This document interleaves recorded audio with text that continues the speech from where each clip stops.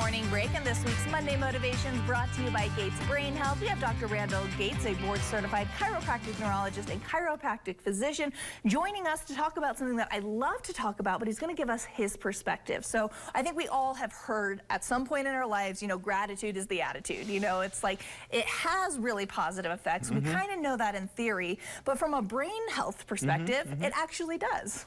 Oh, it absolutely does. I think an important point to note, I've talked about expectations before, I think, and there's a part of your brain that deals with expectations. So we have a map of everything in our brain, including what we think our life should look like on all levels. And when our life does not match our expectations, it actually can activate the sad area of the brain. Interesting. And so it's very interesting to keep that in mind, because I think most of us unknowingly are fighting that all the time. We're being marketed to. We're being told, are we adding up? Are we not adding up?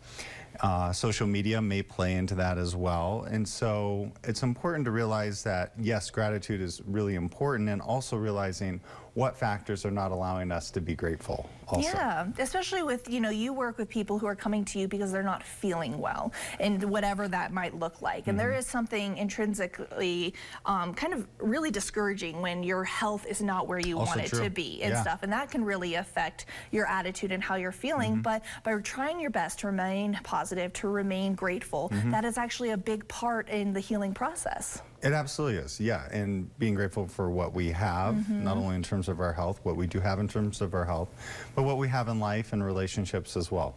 And so important. I can't emphasize it enough. And I think there are daily practices that we can all do to help that, and just being aware of it is very, very important also. So when somebody is truly practicing gratitude, even in the midst of a really challenging time, what is the brain actually doing? Is it changing? It is changing. So going back to what I was talking about with expectations, so much of what we do in our society we think is happiness is actually pleasure. And when we're getting pleasure, we're getting dopamine responses simply. It's more complicated than that, but that's basically what's going on. When we're in a state of gratitude or contentment, we're more of in a high serotonin state. And so we confuse these two states of happiness versus pleasure, and getting into that gratitude state, the contentment state, no matter what's going on in our lives, really helps facilitate positive neurochemistry.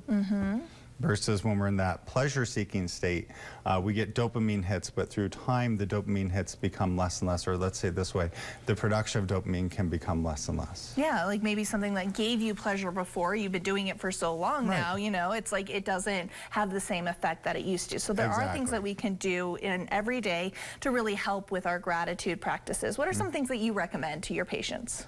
I think you can write down 5 things that you're grateful for every day. I have a lot of patients do focus exercises where they just focus on like a pressure of their hands together to just redirect their thoughts to basically nothing almost.